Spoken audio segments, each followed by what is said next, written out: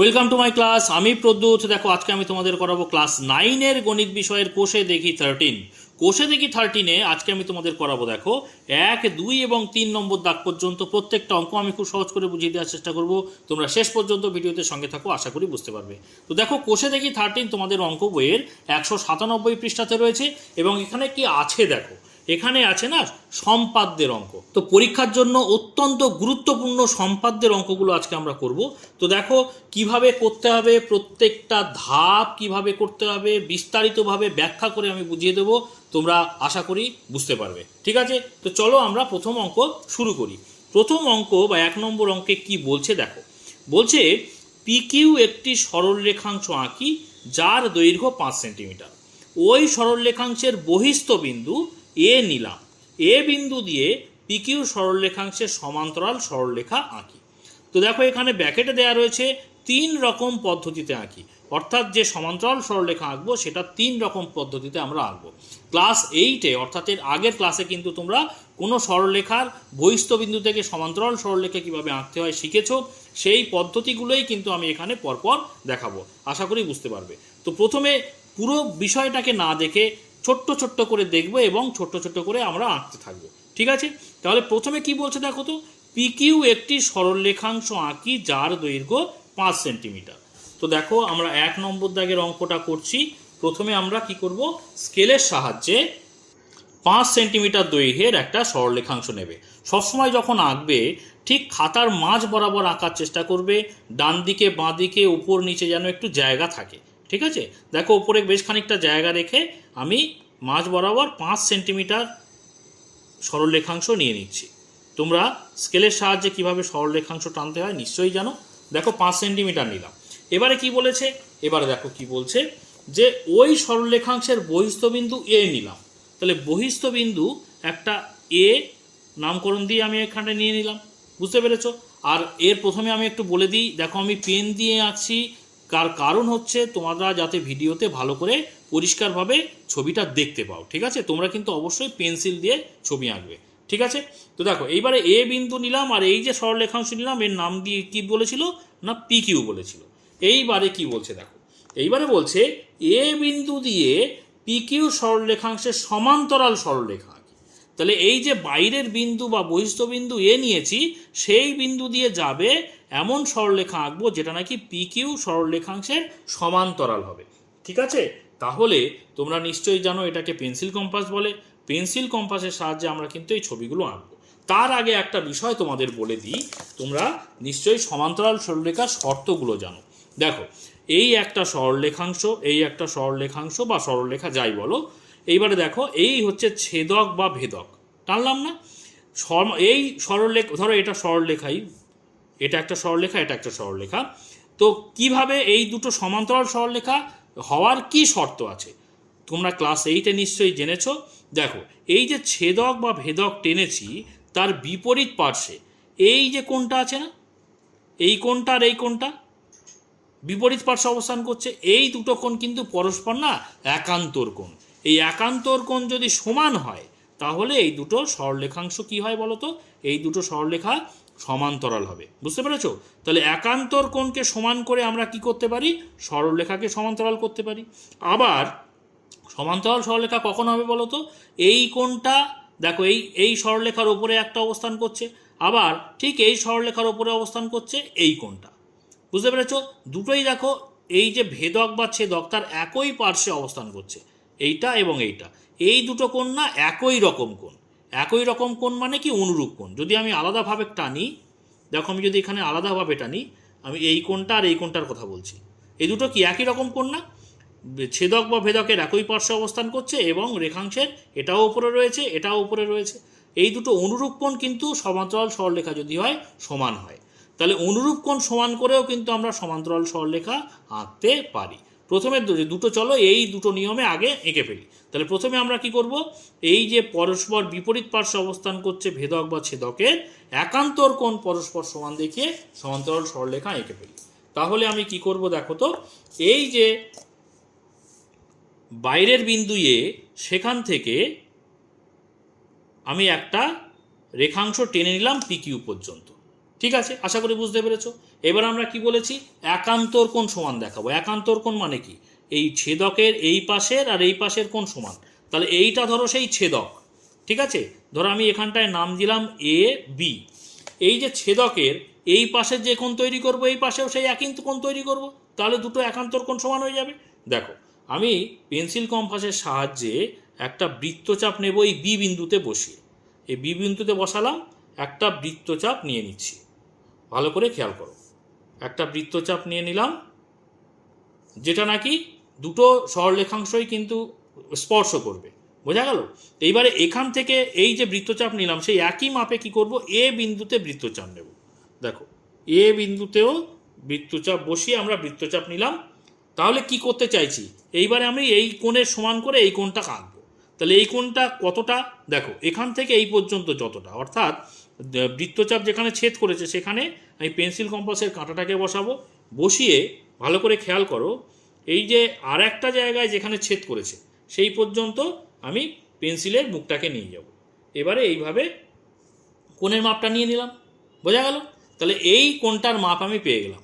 এবারে এখানে যে বিন্দুতে ছেদ করেছে এই যে বৃত্তচাপটা, সেখানে আমি বসাবো, বুঝতে পেরেছো। এই যে বৃত্তচাপটা যেখানে ছেদ করেছে এখানে, তো এখানে বসালাম। বসিয়ে এই বৃত্তচাপের ওপরে আর একটা বৃত্তচাপ নেব। এই যে মাপটা নিলাম, অ্যাকচুয়ালি কি এটা, এই মাপটা হচ্ছে এই যে বি কোণের যে মাপটা, সেইটাই কিন্তু এখানে আঁকলাম। তাতে কি হলো, এই কোণের সমান কোণ আঁকলাম। সমান কোণ মানে কি, এরা পরস্পর একান্তর কোণ, ছেদক বা ভেদকের পরস্পর বিপরীত পার্শ্বে তৈরি হচ্ছে। তাহলে আমি যদি এই এ বিন্দু থেকে, দেখো ভালো করে, এ বিন্দু থেকে এই যে বিন্দুটা পেলাম, ছেদ বিন্দু পেলাম, যদি আমি এরকম যুক্ত করে দিই, তাহলে কিন্তু সমান্তরাল সরলরেখা পেয়ে যাচ্ছে। কিসের মাধ্যমে করলাম এটা, একান্তর কোণকে সমান দেখিয়ে আমি কিন্তু এই সমান্তরাল সরলরেখা তৈরি করলাম। তাহলে যেহেতু এখানে বলেছে, দেখো ভালো করে খেয়াল করো, এখানে বলেছে এ বিন্দু দিয়ে পি কিউ সরলরেখাংশের সমান্তরাল সরলরেখা আঁকি। সরলরেখা মানে কি, আমি এই যে রেখাটা টানলাম সেটা কিন্তু অবশ্যই দুই দিকে তীর চিহ্ন দেবে। সরলরেখার কোনো সীমা নেই, সেজন্য কিন্তু তীর চিহ্ন দিলাম, বুঝতে পেরেছো। এবং এখানে আমি নাম দিলাম, ভিতরে পয়েন্ট করে নাম দিলাম, ধরো এটা পি কিউ, এটা নাম দিলাম আর এস, বুঝতে পেরেছো। তাহলে এটা পদ্ধতি, একরকম পদ্ধতি করলাম। এটা প্রথম পদ্ধতি, আমি এখানটায় নাম দিলাম প্রথম পদ্ধতি, ঠিক আছে, প্রথম পদ্ধতি। এইবার আমরা কি করব বলো তো, দ্বিতীয় পদ্ধতি। আমি এখানটায় নাম দিলাম দ্বিতীয় পদ্ধতি। দেখো দ্বিতীয় পদ্ধতি আরেকটা কি দেখিয়েছি, ভালো করে খেয়াল করো আরেকবার। আরেকটা দেখিয়েছি অনুরূপ কোণ সমান দেখাবো। দেখো এই কোণটা আর এই কোণটা অনুরূপ কোণ, ছেদকের একই পার্শ্বে অবস্থান করছে এবং দুটো যে সরল রেখাংশ তার ওপরে, ঠিক আছে। তাহলে প্রথমেই আমরা কি করব, ঠিক একই রকমভাবে আমরা 5 সেন্টিমিটারের রেখাংশ টানবো। দেখো মোটামুটি মাঝ বরাবর কি করবে বলো তো, এই দেখো আরেকটু এই ডান দিক করে নিই, এই 0 থেকে 5 এই 5 সেন্টিমিটার একটা রেখাংশ টেনে নিলাম। তো আমি নাম দিলাম এটাকে পি কিউ। একই তো নাম দিতে বলেছে, 3 রকম পদ্ধতি যেহেতু বলেছে, নাম আমরা তো একই দেব। আচ্ছা, এবারে তার বহিস্থবিন্দু কি বলেছিল, এ। তো দেখো বহিস্থবিন্দু আমি একটা নিয়ে নিলাম এ। এবারে কি করব বলো তো, ঠিক একই রকম আগের মতোই করব। এই এ বিন্দু থেকে পি কিউ এর ওপরে একটা রেখাংশ টানব, এইভাবে টেনে দেব। ধরো আমি নাম দিলাম এখানে বি, এটা ঠিক নামকরণগুলো আমি একই করছি। এবারে কি করছিলাম বলো তো, আমি ভালো করে আরেকবার খাতাটা দেখো, এখানে আমি এখানে একটা বৃত্তচাপ নেব আর এখানে একটা বৃত্তচাপ নিয়ে কি করব, দুটো কোণকে সমান দেখাবো, অনুরূপ কোণ আঁকবো, তাই না।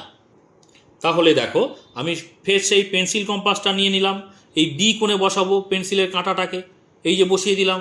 বসিয়ে কি করব, একটা বৃত্তচাপ নেব, ঠিক আছে। বৃত্তচাপ যেন উভয় দিকে ছেদ করে। এই যে মাপটা নিলাম, সেম মাপ নিয়ে সেই একই বৃত্তচাপ আমরা কি করব, এই এ বিন্দুতে বসাবো। বসিয়ে কি করব বলো তো, বসিয়ে আমরা এইভাবে আর একটা বৃত্তচাপ নেব, ঠিক আছে। বৃত্তচাপ নিয়ে নিলাম। তাহলে এই কোণের সমান করে কিন্তু আমাদের এই কোণে এখানে একটা কোণ আঁকতে হবে, ঠিক আছে। এক্ষেত্রে এই যে ছেদক বা এ বি যেটা ছিল সেটাকে আরেকটু বাড়িয়ে দিই। দেখো অনুরূপ কোণ আঁকবো তো, তাহলে আরেকটু বাড়িয়ে দিলাম আমরা। এ বিন্দু কিন্তু এইটা, ঠিক আছে। আর এই যে বৃত্তচাপটা নিয়েছিলাম, বৃত্তচাপটা এমনভাবে আঁকবো, দেখো এই ওপরে গিয়ে কেন ছেদ করে, এই জায়গা ছেদ করে। বৃত্তচাপটা এতটা এদিকে না টানলেও হতো, এই দিকে যেন ছেদ করে, বোঝা গেল?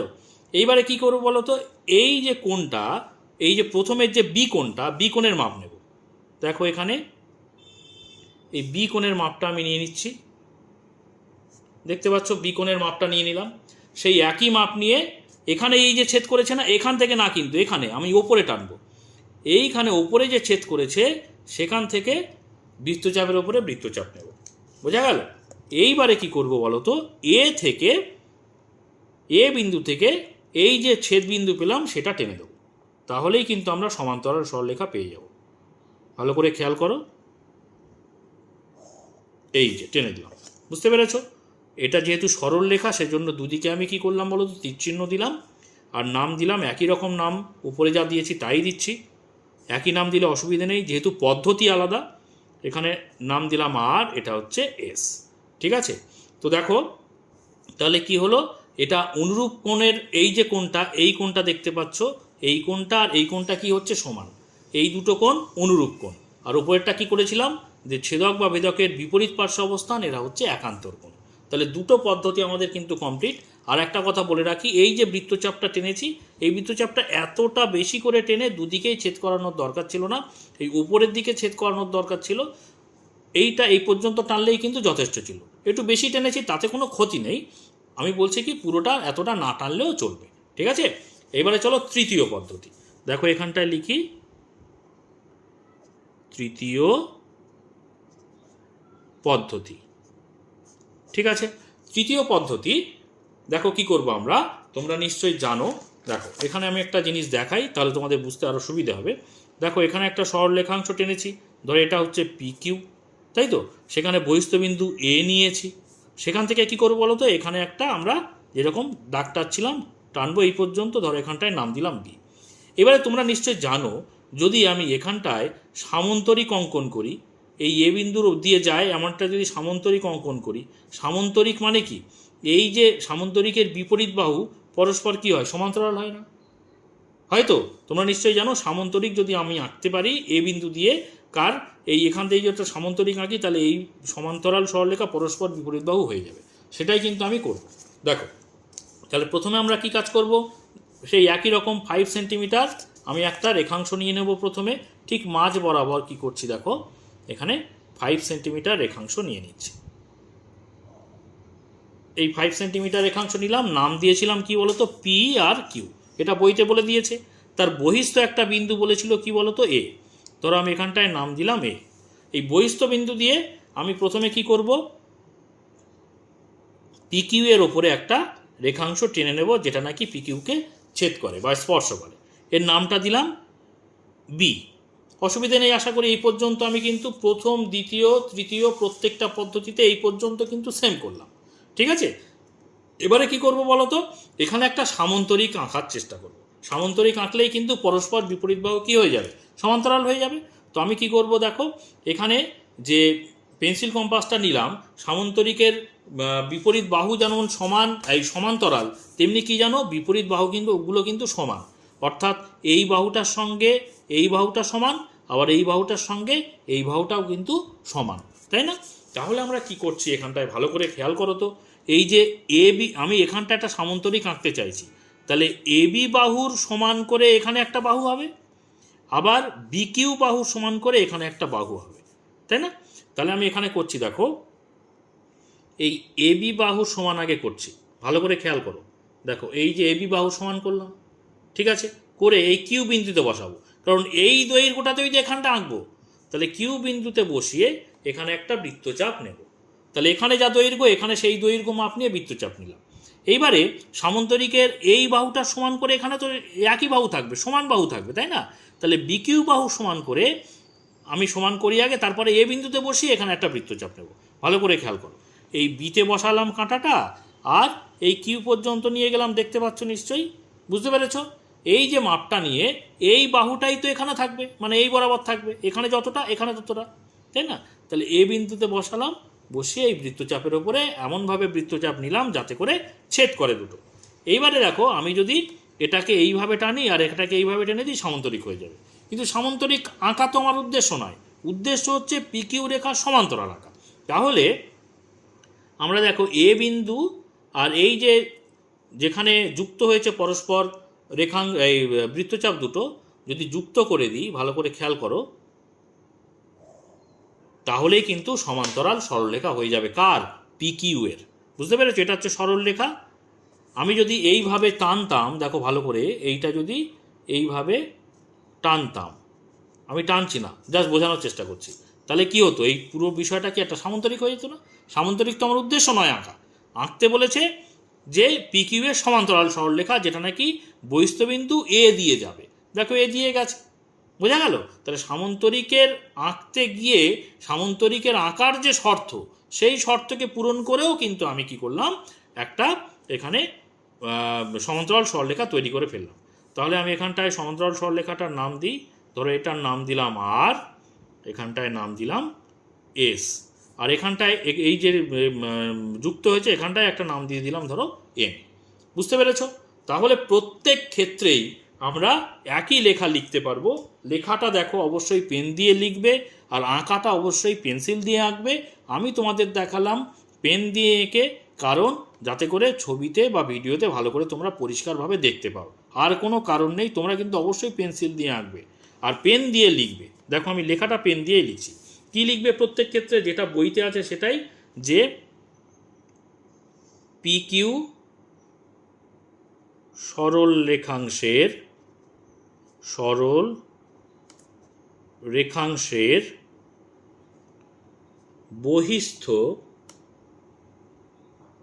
বহিস্থ বিন্দু। দেখো PQ সরল রেখাংশের বহিস্থ বিন্দুকে এ, তাহলে এ দিয়ে বা এ বিন্দুগামী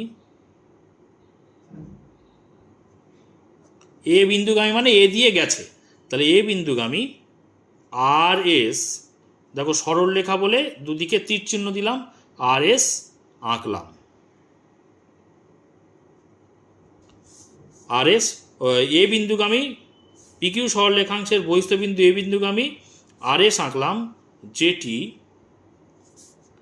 PQ এর সমান্তরাল। ঠিক আছে? যেটি PQ এর সমান্তরাল। ঠিক আছে, আশা করি বুঝতে পেরেছো। তাহলে এই যে RS সরলরেখা কথাটা কিন্তু লিখলাম না, কারণ কি? সরলরেখা আমি এই ওপরে কিন্তু এই চিহ্ন দিয়েই বুঝিয়ে দিয়েছি এটা RSটা হচ্ছে সরলরেখা। ঠিক আছে? তাহলে PQ সরলরেখাংশের বহিস্থ বিন্দু এ বিন্দুগামী, দেখো এ বিন্দুগামী, RS আঁকলাম, RS সরলরেখা আঁকলাম, যেটি PQ এর সমান্তরাল। এই প্রত্যেকটা আমি যে তিনটে পদ্ধতি দেখালাম, তিনটে পদ্ধতিতেই কিন্তু এই লেখাটাই প্রযোজ্য হবে। একই লেখা লিখলেই হয়ে যাবে। বুঝতে পেরেছো আশা করি। এইবারে চলো আমরা কি করব বলো তো? 2 নম্বর দাগের অঙ্কটা করব। এখানে বলে রাখি 2 নম্বর দাগে কিন্তু অঙ্কটা অত্যন্ত ইম্পর্ট্যান্ট, পরীক্ষার সময় কিন্তু খুব আসে। এটা খুবই ভালো করে তোমরা খেয়াল করো, বোঝার চেষ্টা করো কি বলছে, ভালো করে দেখো।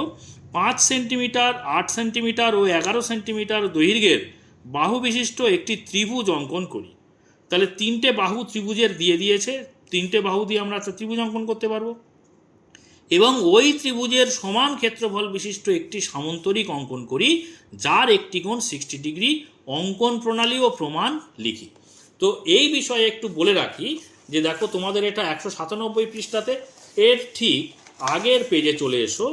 দেখো এখানে 194 পৃষ্ঠা দেখতে পাচ্ছ। 194 পৃষ্ঠাতে কিন্তু কিভাবে একটা ত্রিভুজের সমান ক্ষেত্রফল বিশিষ্ট সামান্তরিক আঁকতে হয় বা আয়তক্ষেত্র আঁকতে হয়, সেটা কিন্তু এখানে বিস্তারিতভাবে স্টেপ অনুযায়ী দেয়া রয়েছে। দেখো এখানে প্রথমে 1 নম্বরে কি করতে হবে, ত্রিভুজ আঁকতে হবে। 2 নম্বরে কি করতে হবে, তারপরে 3 নম্বরে কি করতে হবে। ঠিক আছে, সব ধাপগুলো কিন্তু আমি এখানে লিখে নিয়েছি পরপর, তোমাদের যাতে বুঝতে সুবিধা হয়। মোট 5টি ধাপ তোমরা এখানে দেখতে পাচ্ছ। এই 5টি ধাপের মাধ্যমেই কিন্তু আমি পুরো আঁকাটা কমপ্লিট করব। প্রত্যেকটা আঁকা এখানে যে কটা তোমাদের আঁকা দেয়া রয়েছে বা সম্পাদ্য দেয়া রয়েছে 7 নম্বর দাগ পর্যন্ত 2 থেকে প্রত্যেকটা একই নিয়মে আঁকা হবে। বুঝতে পেরেছ? তাহলে তোমরা একটু ছবিটা দেখে নাও, তাহলে তোমাদের বুঝতে, আমি যখন ছবি আঁকবো না তোমাদের বুঝতে সুবিধা হবে। প্রথমে দেখো তো, প্রথমে আমি কি করেছি দেখো, 1 নম্বর ত্রিভুজ অঙ্কন। তাহলে যে মাপ দিয়েছে আমি একটা প্রথমে এরকম ত্রিভুজ এঁকে নেব। 2 নম্বরে কি করব, 2 নম্বরে দেখো ত্রিভুজের ভূমির সমান্তরাল অঙ্কন। দেখো এখানে 2 নম্বরে আমি একটু চেঞ্জ করে লিখেছি, কোনো অসুবিধা নেই।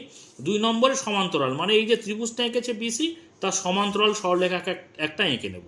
সমান্তরাল সরলরেখা কিভাবে আঁকতে হয়, এই যে পদ্ধতি 3টে দেখতে পাচ্ছ, একান্তর কোণ দিয়ে আঁকা যায়, অনুরূপ কোণ দিয়ে আঁকা যায়, আবার কি করা যায় দেখো, তৃতীয় পদ্ধতি সামন্তরিকের নিয়মে আঁকা যায়। ঠিক আছে, আমি প্রত্যেকটা অঙ্ক এই যে তৃতীয় পদ্ধতি সামন্তরিক নিয়ম, যেটা সামন্তরিকের শর্ত দিয়েই কিন্তু আঁকবো। তাহলে সমান্তরাল সরলরেখা আঁকা হলো। তারপরে তৃতীয় পদ্ধতি কি করব দেখো, তৃতীয় পদ্ধতি লিখেছি ত্রিভুজের ভূমির মধ্যবিন্দু অঙ্কন।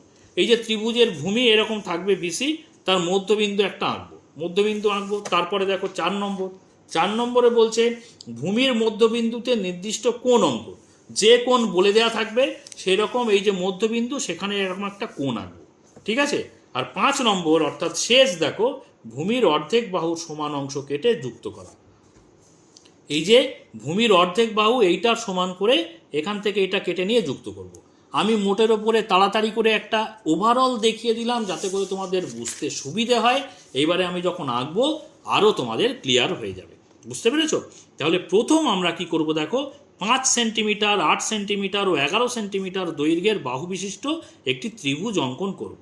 তাহলে আঁকতে গেলে এই 3টে বাহুর মাপ আমাদের আগে স্কেলের সাহায্যে লিখে নিতে হবে। ঠিক আছে, তাহলে দেখো 2 নম্বর দাগে সম্পাদ্য যেটা আমরা করব, এটা কিন্তু অত্যন্ত ইম্পর্টেন্ট একটা সম্পাদ্য, ভালো করে খেয়াল করো। প্রথমে আমরা ত্রিভুজের যে 3টে বাহু তার মাপ নেব। একটা হচ্ছে 5, আর একটা 8, আর একটা 11। দেখো 5 হচ্ছে এই যে 5 দেখতে পাচ্ছ তোমরা, একটু ভালো করে খেয়াল করো। এই দেখো 0 থেকে এই 5 পর্যন্ত, এটা হচ্ছে 5। তারপরে কত বলো তো, তারপরে বলেছে 8।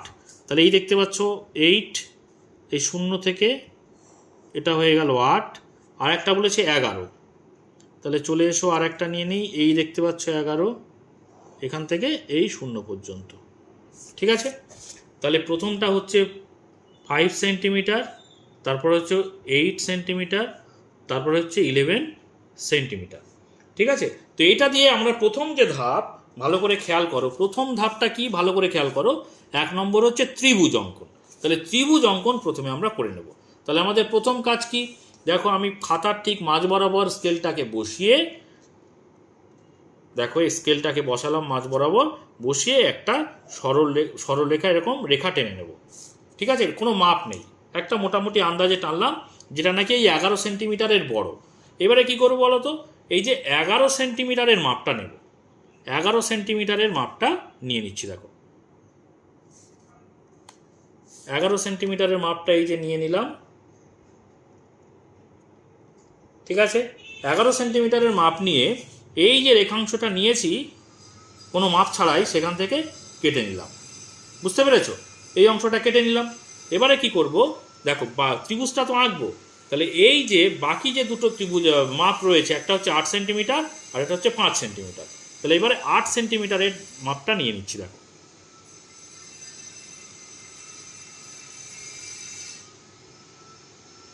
এই যে 8 সেন্টিমিটারের মাপটা নিয়ে নিলাম।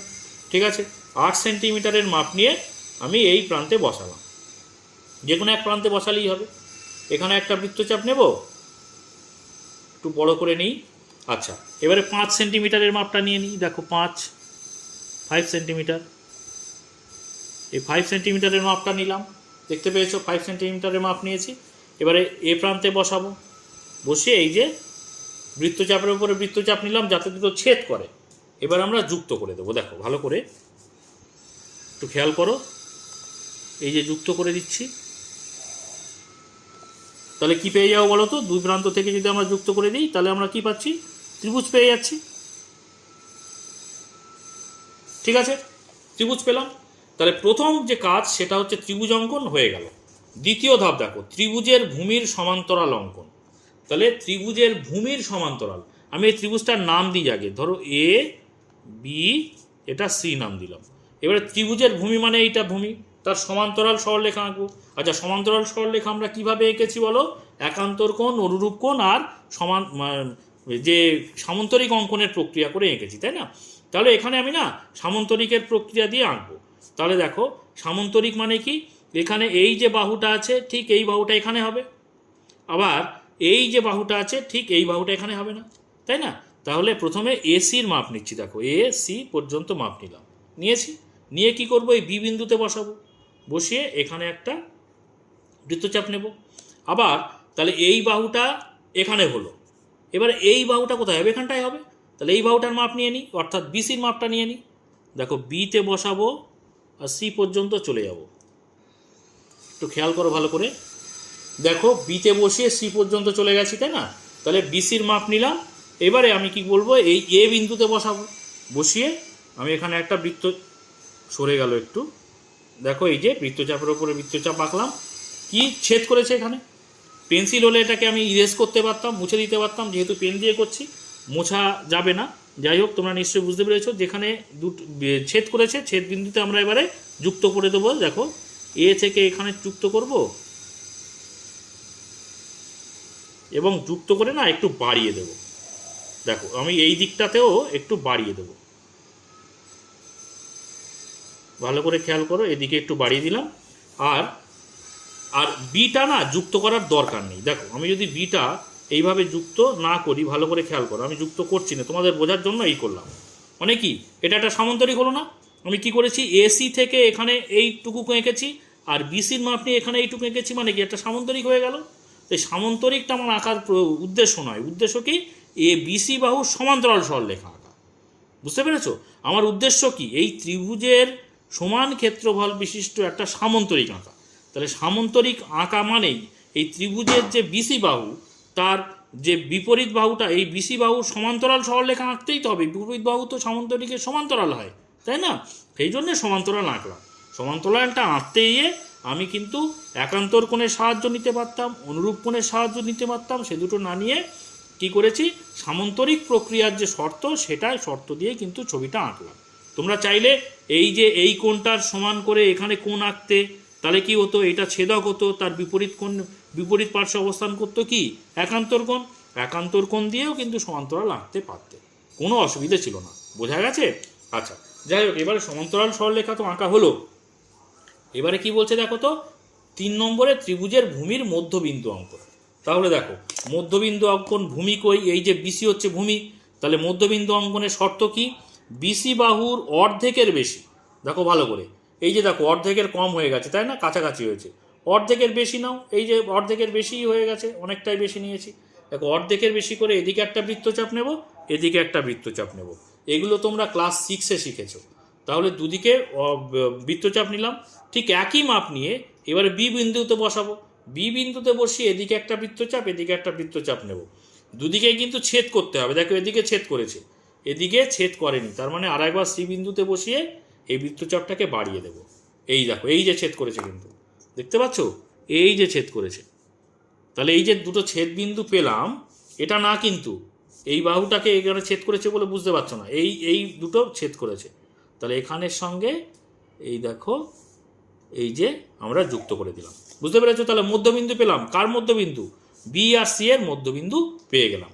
এইবারে এই মধ্যবিন্দুতে কি করব বলো তো, যে মধ্যবিন্দু পেলাম সেখানে কিন্তু একটা কোণ আঁকতে হবে। দেখো আমি এখানে পরের ধাপটা দেখাই, বুঝতে পারবে। 4 নম্বরে ভূমির মধ্যবিন্দুতে নির্দিষ্ট কোণ এক্স ডিগ্রি অঙ্কন। এই যে নির্দিষ্ট কোণ বা এক্স ডিগ্রি, এখানে কি বলা আছে ভালো করে খেয়াল করো তো, যে ওই ত্রিভুজের সমান ক্ষেত্রফল বিশিষ্ট একটি সামান্তরিক অঙ্কন করি, যার একটি কোণ 60 ডিগ্রি। দেখতে পাচ্ছ? তাহলে এই 60 ডিগ্রি বা নির্দিষ্ট কোণ যেটা আমি বলেছি, সেটা কোথায় আঁকবো বলো তো, এই বিন্দুতে, এই যে মধ্যবিন্দুতে। তাহলে এই মধ্যবিন্দুর একটা নাম দিই আগে। ধরো এই মধ্যবিন্দুর নাম দিলাম, বি তো এখানে নাম দেওয়া আছে, ধরা যাচ্ছে এখানটায় এ পি নাম দিলাম, ঠিক আছে? তাহলে এই মধ্যবিন্দুতে আমি এখানটায় কি করব, 60 ডিগ্রি কোণ আঁকবো। 60 ডিগ্রি কোণ তো পেন্সিল কম্পাসের সাহায্যেই আঁকা যায়, তোমরা নিশ্চয়ই জানো।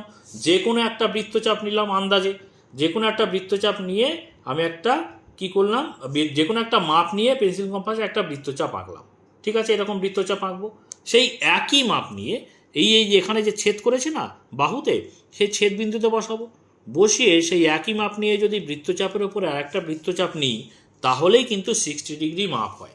তোমরা এটা নিশ্চয়ই ক্লাস 6 থেকে শিখে আসছো, তাই না? তো দেখো এই যে পি বিন্দু থেকে আমি এই যে বৃত্তচাপের উপর বৃত্তচাপটা পেলাম, এটা যদি আমি বাড়িয়ে দিই, তাহলে এই যে কোণটা পেলাম কত ডিগ্রি কোণ বলো তো, এটা হচ্ছে 60 ডিগ্রি কোণ। তাহলে দেখো 60 ডিগ্রি কোণ হয়ে গেল। এইবারের পরের ধাপ অর্থাৎ শেষ ধাপ, দেখো 5 নম্বরে কি বলছে? 5 নম্বরে বলছে যে ভূমির অর্ধেক বাহুর সমান অংশ কেটে যুক্ত করা। দেখো ভূমির অর্ধেক কই, ভালো করে খেয়াল করো। ভূমির অর্ধেক, এই যে বিসি ছিল ভূমি, তার অর্ধেক মানে পিসি। তাহলে এইটার অর্ধেক করে মাপ নিয়ে আমরা এখানে কেটে নেবো, নিয়ে যুক্ত করে দেবো, তাহলেই তো সামন্তরিক হবে। দেখো সামন্তরিকের এই একটা বাহু এসি, ঠিক আছে, এই একটা বাহু পিসি। তাহলে পিসি বাহু সমান করে আমরা এই ওপরেও পাবো, এখানেও তো সমান হবে, এই বাহুটা সমান তো বিপরীত দিকে হবে। তাহলে দেখো এই পিসি বাহু সমান করছি, পি বিন্দুতে বসিয়ে আমি দেখো এই সি পর্যন্ত মাপটা নিয়ে নিলাম। বুঝতে পেরেছো? এই মাপটা আমি কি বসাবো বলো তো? এই যে দেখো যেখানে যুক্ত হয়েছে, এই যে যুক্ত করেছে না, যুক্ত হয়েছে, এখানে আমি এই কেটে নিলাম। কেটে নিলে আমরা যে এই বাহুটার সমান এই অংশ পেলাম। তো তাহলে এই যে দেখো এখানটায় এই দুটো যুক্ত যদি করে দিই, তাহলে কিন্তু সামন্তরিকের আর একটা বাহু পেয়ে যাব। দেখতে পাচ্ছ সামন্তরিক পেয়ে গেছি না? দেখো এখানটায় নাম দিয়ে দিই, এই যে বিন্দুটা পেলাম এখানে নাম দিলাম এন পি সি, এটার নাম দিলাম ধরো আর। ঠিক আছে, অসুবিধে নেই। আর এখানে একটা ছেদবিন্দু পেয়েছিলাম, এটার নাম তুমি দিয়ে দাও কিউ, অসুবিধে নেই আশা করছি। আর এই দুটো যে ছেদবিন্দু পেয়েছি, ছেদবিন্দুর নাম দিয়ে দিতে পারো যে কোনো একটা, ধরো ডি ই নাম দিয়ে দিলাম, অসুবিধে নেই আশা করছি। তাহলে সমান ক্ষেত্রফল বিশিষ্ট সামন্তরিক কোনটা পেয়েছি? এন পি সি আর। কার সমান্তরাল? এই যে ত্রিভুজটা এ বি সি এর সমান্তরাল যে সামন্তরিক, সেটা কিন্তু পেয়ে গেছি, তাই না? তাহলে যেটা আমি লিখলাম বা করলাম বা ছবি আঁকলাম, সেটাই কিন্তু এখানে সংক্ষেপে লিখে দেবো। কি লিখছি দেখো তো, যে ত্রিভুজ এ বি সি, এটা ত্রিভুজ চিহ্ন, ত্রিভুজ এ বি সি এর সমান, ত্রিভুজ এবিসি এর সমান ক্ষেত্রফল বিশিষ্ট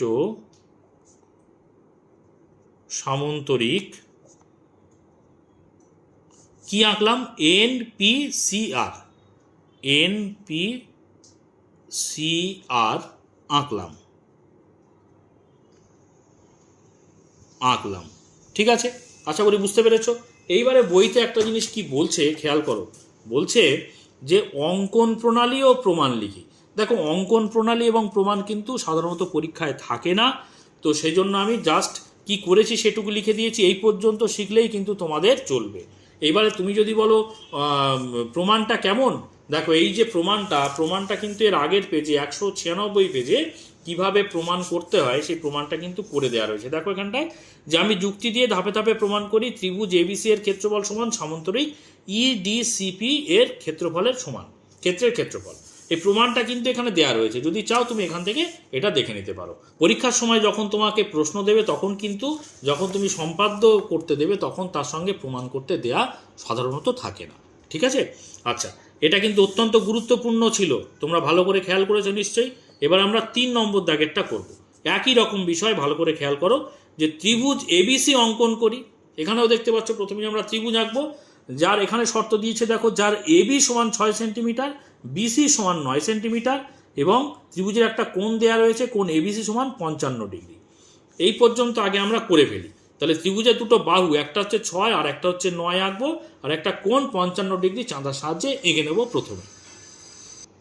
তাহলে আমরা 3 নম্বর দাগের সম্পাদ্যটা করছি।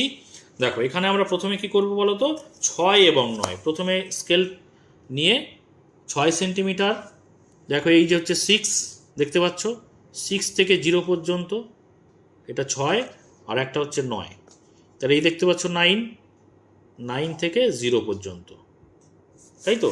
তাহলে এটা হচ্ছে 6 সেন্টিমিটার, এটা হচ্ছে 9 সেন্টিমিটার, এবং দুটো নাম দিয়েছে দেখো, একটা হচ্ছে 6 সেন্টিমিটার হচ্ছে এবি, আর 9 সেন্টিমিটার হচ্ছে বিসি।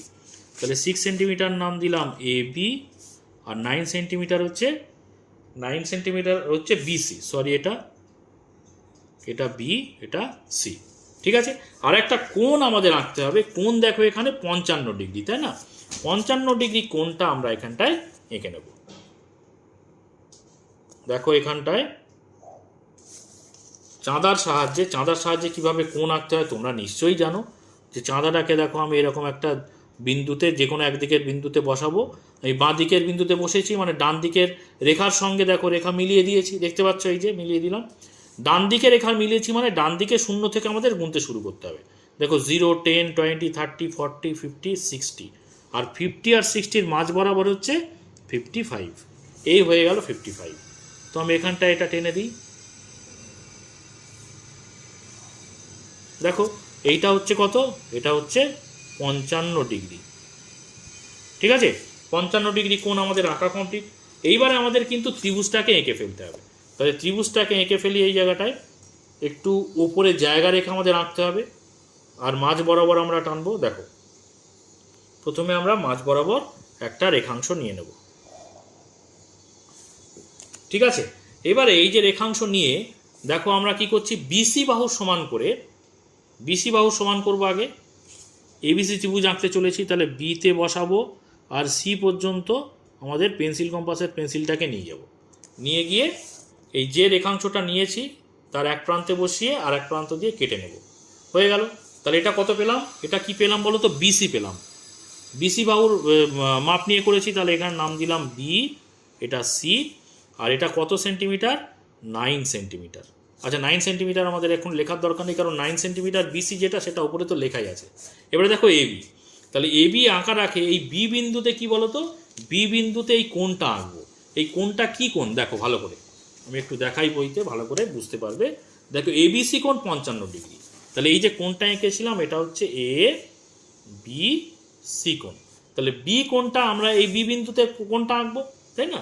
তাহলে আমরা কি করছি, এই একই কোণ একই মাপের কোণ আঁকতে গেলে নিয়মটা কি, পেন্সিল কম্পাস নিয়ে একটা বৃত্তচাপ নিতে হবে যে কোণটাকে আঁকতে চাইছি। দেখো এই বি কোণটাকে আঁকতে চাইছি, তাহলে বি হচ্ছে কোণের শীর্ষবিন্দু, সেখানে আমি কাঁটাটাকে বসাবো, বসিয়ে একটা বৃত্তচাপ এরকম নিয়ে নেব, যেটা নাকি দুটি কোণের দুটি যে বাহু তাকে স্পর্শ করে, ঠিক আছে, বা ছেদ করে। এই একই বৃত্তচাপ আমি কি করব, এই বি বিন্দুতে বসাবো, বসিয়ে আমি আর একটা বৃত্তচাপ, সেই একই মাপের বৃত্তচাপ কিন্তু এখানেও নিয়ে নেব। ঠিক আছে, এইবারে আমি 55 ডিগ্রির কোণের সমান করব। কোণের সমান কি করে করব, দেখো এক প্রান্তে যে দুটো জায়গায় ছেদ করেছে তার এক প্রান্তে আমি কাঁটাটাকে বসাবো, এই দেখো বসিয়ে দিলাম। আর এক প্রান্তে কি করব বলো তো, যেখানে ছেদ করেছে সেই পর্যন্ত আমি পেন্সিলটাকে নিয়ে যাব। দেখো নিয়ে গেলাম, নিয়ে এরকম একটা ছেদ দিয়ে দেখব যে আমি ঠিক মাপ নিয়েছি কিনা। তাহলে এই মাপটা, যে মাপটা নিলাম এটা কত ডিগ্রির মাপ, এটা 55 ডিগ্রির মাপ। তাহলে এই বিকোণটাই এখানে আমি আঁকতে চলেছি। তাহলে এই যে এখানে যে ছেদ করেছে না, সেখানে বসিয়ে আমি দেখো এই কি করলাম, ছেদ করলাম, ছেদ করে নিয়ে ছেদ বৃত্তচাপের ওপরে বৃত্তচাপ নিলাম এবং সেটা ছেদ করলো। এই যে মাপটা পেলাম এটা 55 ডিগ্রি পাচ্ছি, তাই না? তাহলে বি কোণ থেকে, বি বিন্দু থেকে আমি এই যে ছেদ বিন্দুটা পেলাম সেটা দিয়ে এই যুক্ত করে দিলাম। ঠিক আছে, এইবারে দেখো তাহলে এটা হচ্ছে বি, এটা হচ্ছে সি, তাহলে এখানে নিশ্চয়ই এ থাকবে ত্রিভুজের। তাহলে এ বির মাপটা নিই। এবার দেখো এ বির মাপটা আমি পেন্সিল কম্পাসের সাহায্যে নিয়ে নেব, 6 সেন্টিমিটারের মাপ। এই যে প্রান্তে বসিয়ে দুটোর মাপ আমি দেখো এই যে নিয়ে নিলাম, বুঝতে পেরেছো? তাহলে এই বি বিন্দুতে বসিয়ে এবারে ওপরে আমি কেটে নিচ্ছি। তাহলে এটা কি পাচ্ছি, এটা পেয়ে যাচ্ছি কিন্তু এ, তাই তো? তাহলে একটা বিন্দু পেয়েছি, তাহলে এ বি পেলাম, এটা বিসি পেলাম। তাহলে এই লাইনটা যদি যুক্ত করে দিই, অর্থাৎ এ আর সি যদি যুক্ত করে দিই, তাহলে এবিসি ত্রিভুজ যেটা আমাদের আঁকার উদ্দেশ্য সেটা কমপ্লিট হয়ে যাবে। দেখো ভালো করে, এই যে এবিসি ত্রিভুজ আমাদের হয়ে গেল। তাহলে প্রথম যে ধাপ, সেই ধাপ কিন্তু 1 নম্বর ধাপ ত্রিভুজ অঙ্কন আমাদের হয়ে গেল। 2 নম্বর ধাপে চলে এসো, ত্রিভুজের ভূমির সমান্তরাল অঙ্কন। তাহলে ত্রিভুজের ভূমির সমান্তরাল অঙ্কন আমরা করব, কিন্তু এখানে একটা বিষয় আছে। কি বিষয়, দেখো এই যে এবিসি ত্রিভুজের ভূমি কোনটা, বিসি না? এই যে নিচের দিকে যেটা থাকে ভূমি বলে। কিন্তু প্রশ্নে দেখো বা বইতে দেখো একটা বিষয় বলা আছে, ভালো করে খেয়াল করো। এই যে বলছে যে এই যে একটা ত্রিভুজ এবিসি এর সমান ক্ষেত্রফল বিশিষ্ট একটি সামন্তরিক অঙ্কন করি। সামন্তরিক অঙ্কন তো আমি আগের ক্ষেত্রেও 2 নম্বরেও করেছি। তাহলে এখানে বলছে যার একটি কোণ 60 ডিগ্রি, একটা 60 ডিগ্রি হবে, আর একটি বাহুর দৈর্ঘ্য এসি বাহুর দৈর্ঘ্যের অর্ধেক। ভালো করে খেয়াল করো এই জায়গাটা, এসি বাহুর দৈর্ঘ্যের অর্ধেক। তাহলে আমরা দৈর্ঘ্যের অর্ধেক কার করি, দেখো দৈর্ঘ্যের অর্ধেক করি ভূমির সমান্তর, ভূমির অর্ধেক করি 3 নম্বরে, দেখো ভূমির অর্ধেক করি। কিন্তু এখানে ভূমিটা হচ্ছে কিন্তু বিসি, কিন্তু বিসির অর্ধেক করার কথা, আমরা এইভাবে অর্ধেক করতাম বা মধ্যবিন্দু বের করতাম। কিন্তু এখানে যেহেতু বলেছে যে এসি বাহুর অর্ধেক, এসি বাহুর দৈর্ঘ্যের অর্ধেক করতে হবে, তাহলে এখানে কিন্তু এই ত্রিভুজের ক্ষেত্রে ভূমিটাকে আমাদের এসিকে ধরতে হবে। বোঝা গেল? এই মধ্যবিন্দু কিন্তু এসির বার করব, সেই জন্য না আমরা কোনো প্রবলেম নেই। দেখো আমি খাতাটাকে জাস্ট ঘুরিয়ে নিচ্ছি। দেখো এইবারে কি তোমাদের বুঝতে অসুবিধা হবে? দেখো ত্রিভুজটা এরকম হয়ে গেল, এরকম হয়ে গেল না? অর্থাৎ কি ভূমি হয়ে গেল কি এসি। তাহলে এসি বাহু সমান্তরাল আমরা যেমন করে, আমি যদি খাতাটা এইভাবে থাকতো, আমি যে আগের অঙ্কটা করেছি এই বাহুটার সমান্তরাল করেছিলাম এবং এই বাহুটার মধ্যবিন্দু করেছিলাম, তাহলে তো বিসি বাহুর অর্ধেক হয়ে যাবে। কিন্তু যেহেতু প্রশ্নে বা বইতে বলা আছে এসি বাহুর অর্ধেক করতে হবে, তাহলে এসি বাহুটাই কিন্তু ভূমি হিসেবে ধরতে হবে এটাকে। তোমাদের এইভাবে টাঁকতে অসুবিধা হবে, তোমরা কি করবে, জাস্ট খাতাটাকে ঘুরিয়ে এসিটাকেই ভূমি হিসাবে নিচের দিকে করে নেবে, তাহলে কিন্তু তোমাদের আঁকতে আর কোনো সমস্যা হবে না। দেখো ভালো করে একটু খেয়াল করো, আমি এসিটাকে নিচের দিকে রাখলাম, তাহলে এর সমান্তরাল আমি আঁকবো। তাহলে এর সমান্তরাল আঁকার নিয়ম কি? দেখো আমি সামান্তরিকের যে শর্ত সেই অনুযায়ী ছবিগুলো আঁকছিলাম, তাই না? সমান্তরালের নিয়ম হচ্ছে এই বাহুটা আমি এখানটায় আঁকবো, মাপ নিয়ে এই বাহুটার মাপ নিয়ে এখানে আঁকবো, আর এই বাহুটার মাপ নিয়ে এখানে মাপ নেব। দুটো বৃত্তচাপ নিয়ে এখানে টানলেই কিন্তু এসি বাহু সমান্তরাল হয়ে যাবে। ভালো করে খেয়াল করো। তাহলে এ থেকে সি পর্যন্ত মাপটা আমি প্রথমে নিই। দেখো মাপ নিলাম, দেখতে পেয়েছো? মাপ নিয়ে আমি বি বিন্দুতে বসাবো, কারণ এই সরলরেখার মাপটা এখানে হবে, তাই তো? তাহলে এখানে আমি একটা বৃত্তচাপ নিলাম, অসুবিধা নেই আশা করি। এবারে এখান থেকে এই পর্যন্ত যে মাপটা সেটা এখান থেকে এইরকম হবে, তাহলে এখান থেকে এই পর্যন্ত মাপ নিই, অর্থাৎ এ বির মাপটা নিই। দেখো এই যে মাপ নিয়ে নিলাম, দেখতে পেয়েছো? তাহলে সি বিন্দুতে বসাবো, বসিয়ে এই বৃত্তচাপের উপরে বৃত্তচাপ নেব, দুটো ছেদ করেছে, ঠিক আছে? তাহলে একটা এইটুকু আর এটার মাপটা এইটুকু, বোঝা গেল? তাহলে সামান্তরিক, সামান্তরিকের বিপরীত বাহু কি হয়? সমান্তরাল হয়।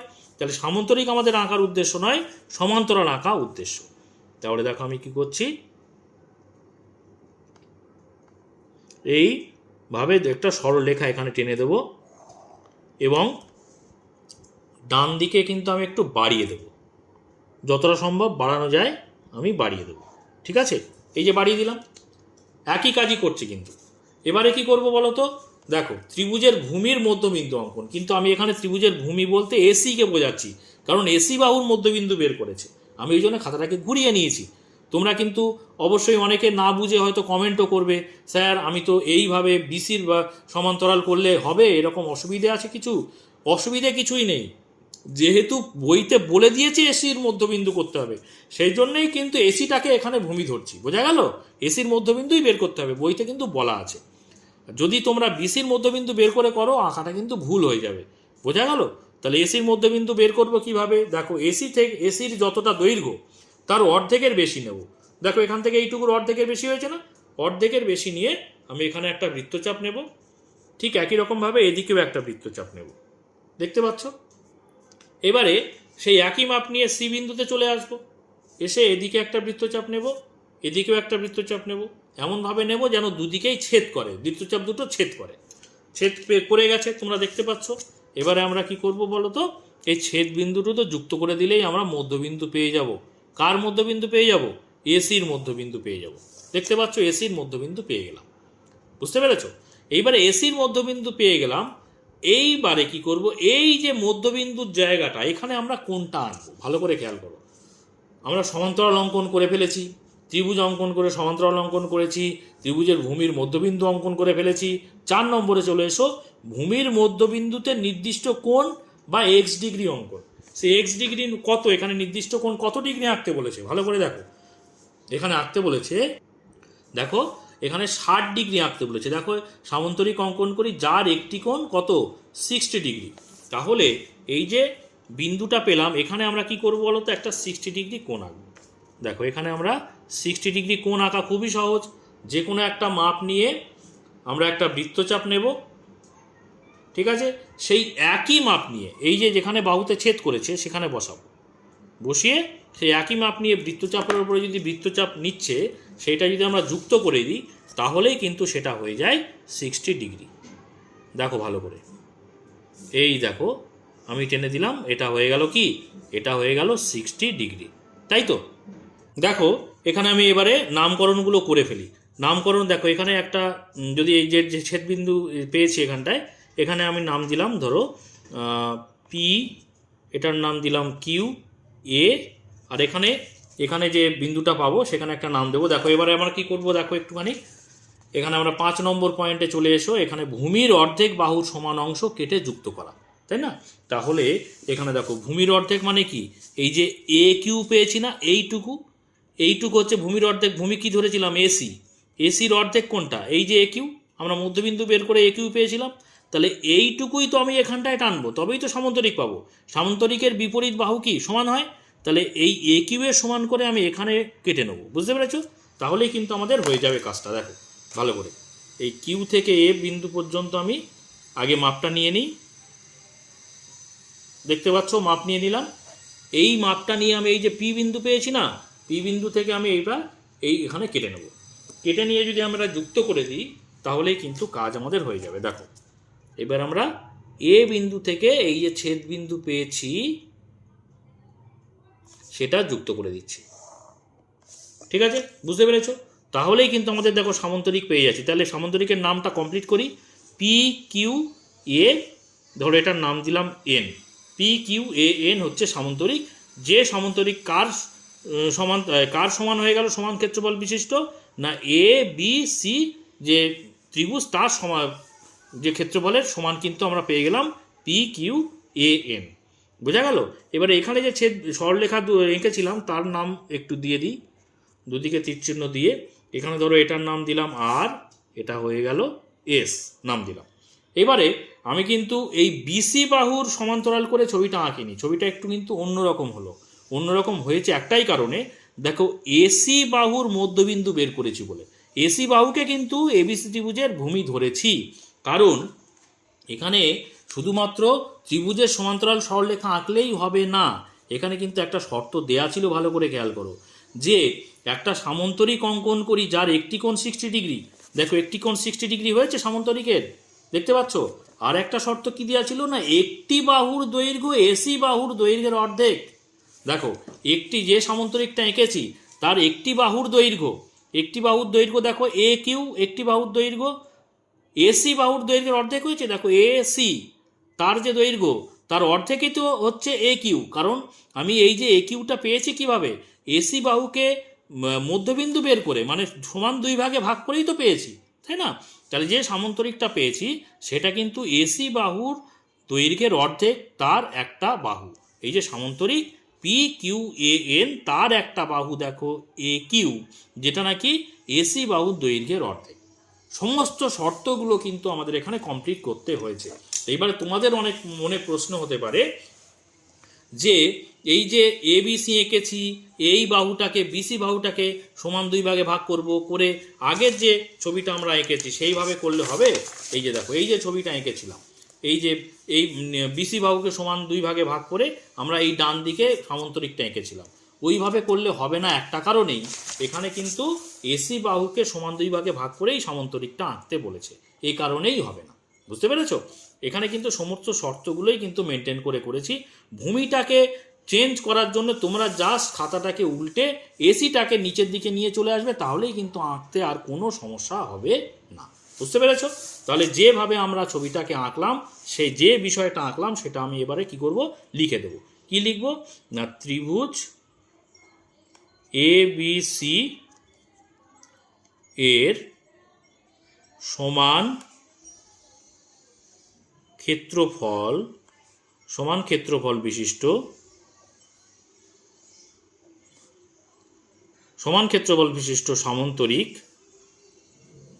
সামান্তরিক কি এঁকেছি বলো, সামান্তরিকটা এঁকেছি, একটু ভালো করে খেয়াল করো, পি কিউ এ এন, তাই না?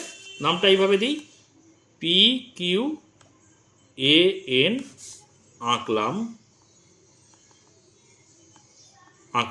ঠিক আছে? যার